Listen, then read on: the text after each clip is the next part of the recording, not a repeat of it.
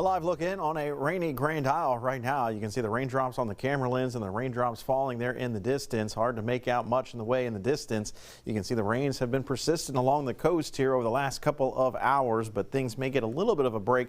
As you can see, some break in the rain off towards the west, but we've got another cluster of rain kind of making its way through lower Acadiana, where they do have a flash flood warning in place, but at least some breaks, some holes here in the rain. You can see here across Metro Baton Rouge, we're starting to fill back in with some of this rain, and maybe a pocket or two of heavy rainfall still off towards our west could make it across the Atchafalaya Basin, impacting areas in Iberville, Ascension, and lower parts of EBR Parish. Now you'll notice here closer to the state line, things are pretty quiet and dry, and we're expecting things to probably remain dry for southwestern Mississippi counties for at least a couple of hours, although some additional rain could develop. Now the broader perspective here shows all the cloud cover and the rains.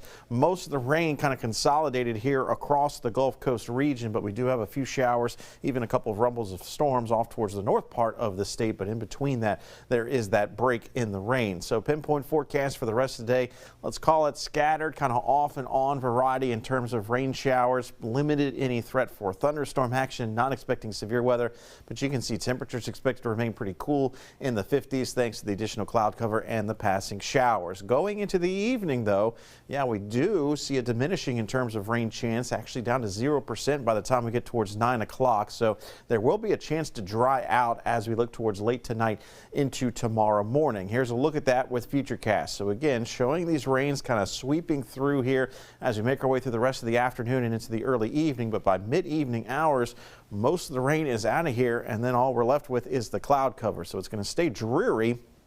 The good news is, with this prolonged break from the rain kind of Thursday night into Friday morning, a chance for any water levels that have built up to maybe subside a little bit. So any additional rainfall that we see in the coming days won't be adding to any issues. It just may start to see some of that rise return. But you'll notice how it's not a lot of heavy rainfall in the forecast for Friday, except along the immediate coastline.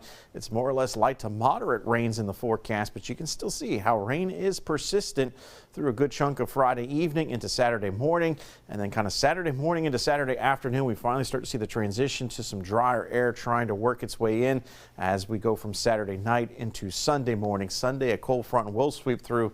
That's going to allow for the complete dry out of our forecast as we head into the first part of the upcoming work and school week. So additional rainfall on top of what we've already seen according to the model that I just showed you. Again, a lot of the intensity of the rain is more light to moderate as opposed to heavy rain, but you still see some additional 1 to 2 inch rainfall estimations down towards the coastal parishes.